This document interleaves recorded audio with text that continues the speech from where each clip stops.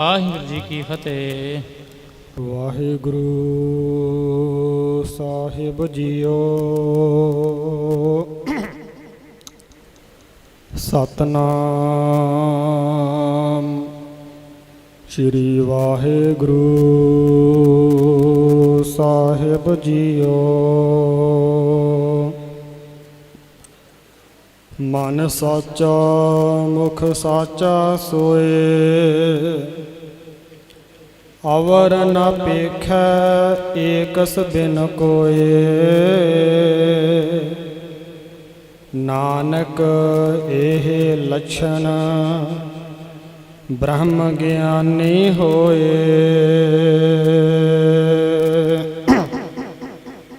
ਬ੍ਰਹਮ ਗਿਆਨੀ ਸੇ ਜਨ ਭਏ,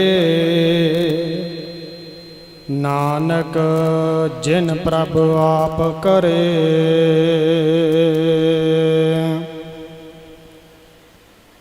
ਬ੍ਰਹਮ ਗਿਆਨੀ ਕੈ ਹੋਏ ਸੋ ਭਲਾ, ਬ੍ਰਹਮ ਗਿਆਨੀ ਸੁਫਲ ਫਲਾ। ਬ੍ਰਹਮ ਗਿਆਨੀ ਸੰਗ ਸਗਲ ਉਧਾਰ, ਨਾਨਕ ਬ੍ਰਹਮ ਗਿਆਨੀ ਜਪੈ ਸਗਲ ਸੰਸਾਰ। ਬ੍ਰਹਮ ਗਿਆਨੀ ਕੋ ਖੋਜਹਿ ਮਹੇਸ਼ੁਰ, ਨਾਨਕ ਬ੍ਰਹਮ ਗਿਆਨੀ ਆਪ ਪਰਮੇਸ਼ੁਰ। ਅਗਮ ਅਗਾਧ ਪਾਰ ਬ੍ਰਹਮ ਸੋਏ, ਜੋ ਜੋ ਕਹੈ ਸੋ ਮੁਕਤਾ ਹੋਏ।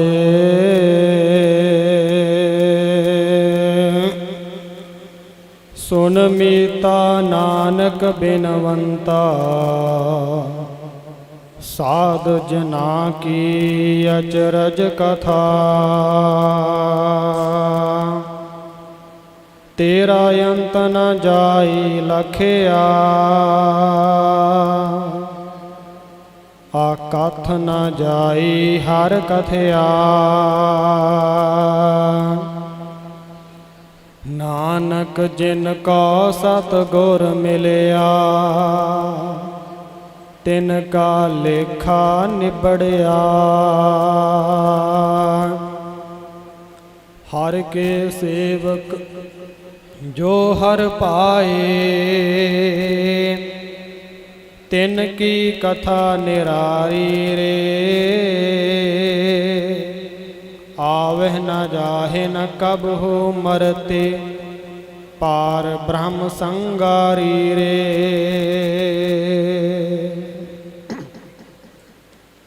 ਰਾਜਾਨ ਰਾਜ, ਪਾਨਾਨ ਪਾਨ, ਦੇਵਾਨ ਦੇਵ, ਉਪਮਾ ਮਹਾਨ।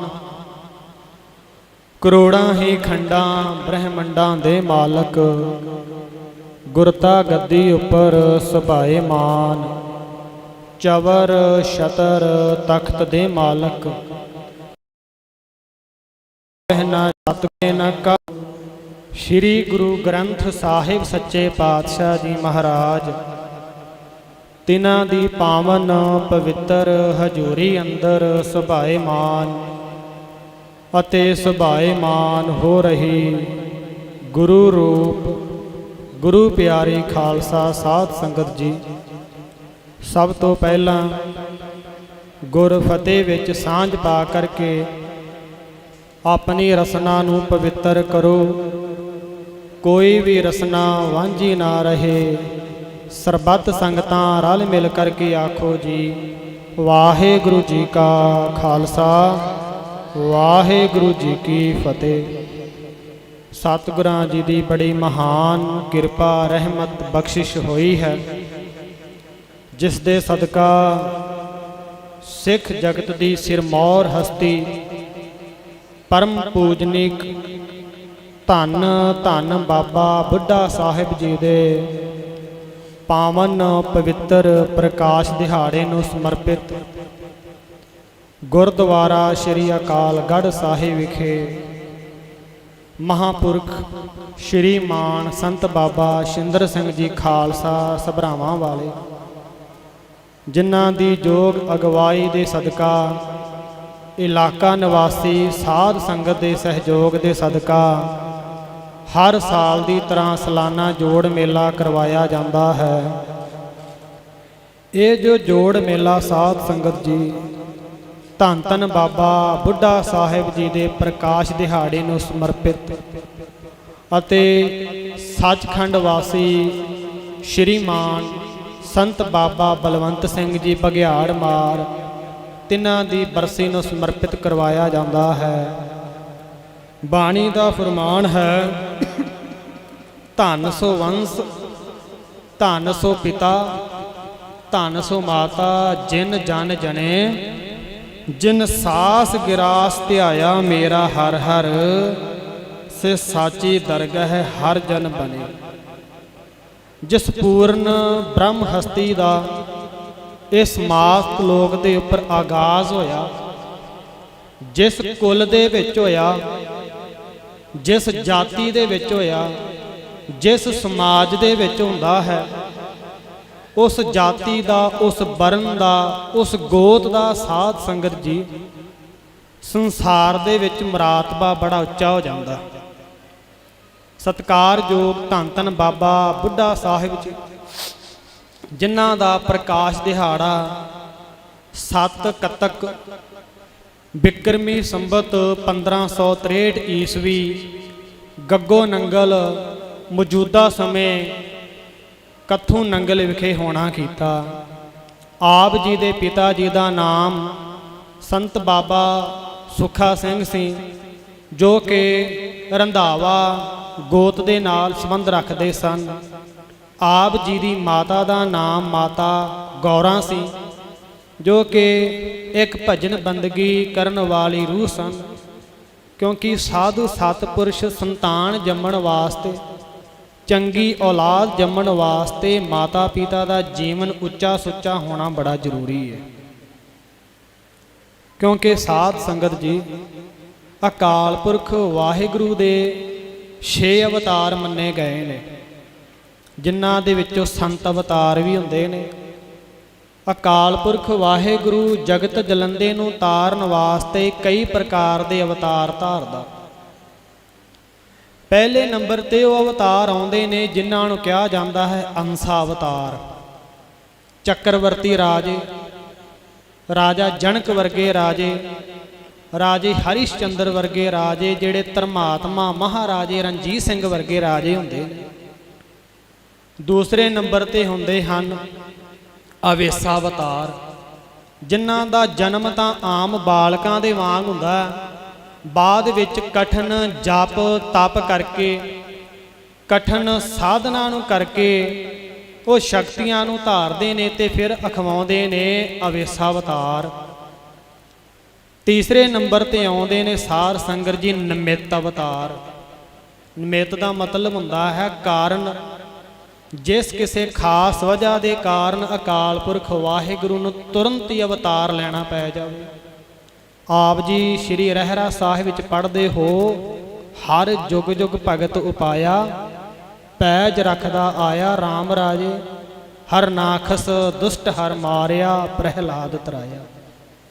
ਹਰਨਾਖਸ਼ ਵਰਗੇ ਪਾਪੀ ਨੂੰ ਮਾਰਨ ਵਾਸਤੇ ਅਕਾਲ ਪੁਰਖ ਵਾਹਿਗੁਰੂ ਨੇ ਨਿਮਿਤ ਅਵਤਾਰ ਧਾਰਿਆ ਨਰਸਿੰਘ। ਕਲਗੀਧਰ ਪਾਤਸ਼ਾਹ ਜੀ ਦੇ ਪਾਵਨ ਪਵਿੱਤਰ ਮਹਾਨ ਰਚਨਾ ਸ਼੍ਰੀ ਦਸਮ ਗ੍ਰੰਥ ਨੂੰ ਪੜ੍ਹੀਏ, ਕਲਗੀਧਰ ਪਾਤਸ਼ਾਹ ਜੀ ਦਾ ਅਵਤਾਰ ਵੀ ਨਿਮਿਤ ਅਵਤਾਰ ਹੈ। ਯਹੀ ਕਾਜ ਧਾਰਾ ਹਮ ਜਨਮੰ, ਸਮਝ ਲੈ ਹੋ ਸਭ ਸਾਧੂ ਮਨਮੰ, ਧਰਮ ਚਲਾਵਨ ਸੰਤ ਉਬਾਰਨ, ਦੁਸ਼ਟ ਸਬਨ ਕੋ ਮੂਲ ਉਖਾੜਨ।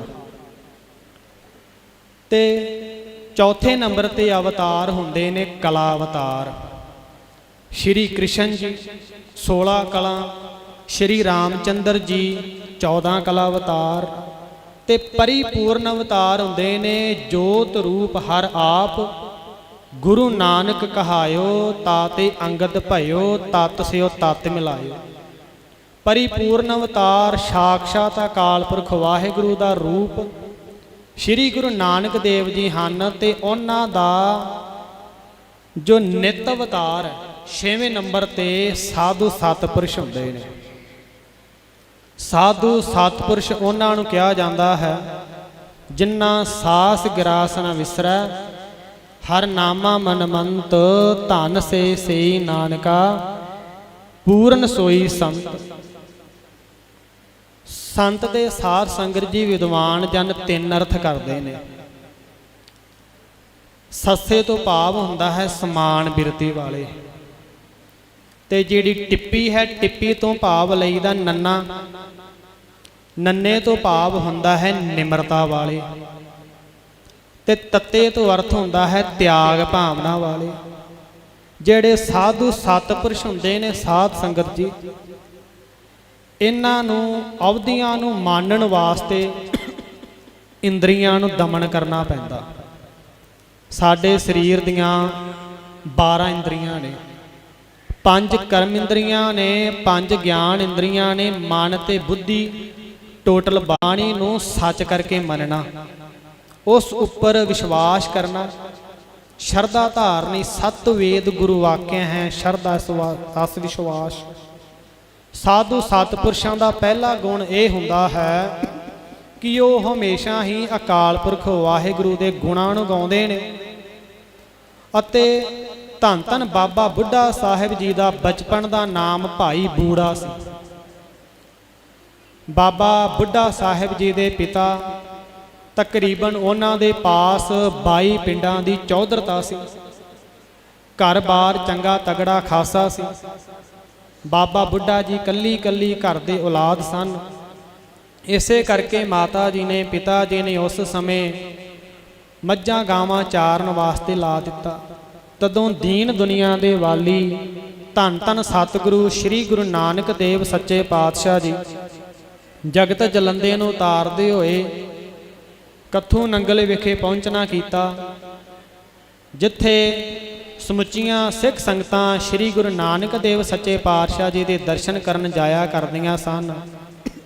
उत्थे ही सार संगत जी बाबा बुढ़ा साहिब जी भाई बूढ़ा भी जाना शुरू करता। बाणी का फरमान है हर कथा सुन है से तनवंत दिस है जुग माही, तिन को सब निव है अन दिन पूज कराही। बाबा बुढ़ा साहिब सब तो पहला दीन दुनिया के वाली धन गुरु नानक देव सच्चे पातशाह जी की पवित्र मुखार बिंद तो उचारण की हुई कथा नूं सरवण करते हैं।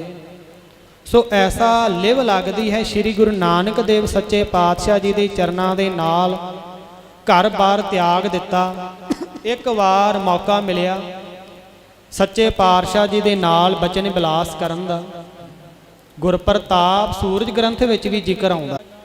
दुध का गड़वा भर के लैके आउंदे ने, पातशाह जी प्रसन्न हुंदे ने ते बाबा बुढ़ा जी पातशाह जी के चरणों विच बैठ करके अपना मात लोक तो पार उतारे वास्ते बेनती करते हैं। पातशाह जी बाबा बुढ़ा जी दे एगां वाली है। तेरा नां अज तो बुढ़ा है पातशाह जी के बचन करन दी देर ही सी।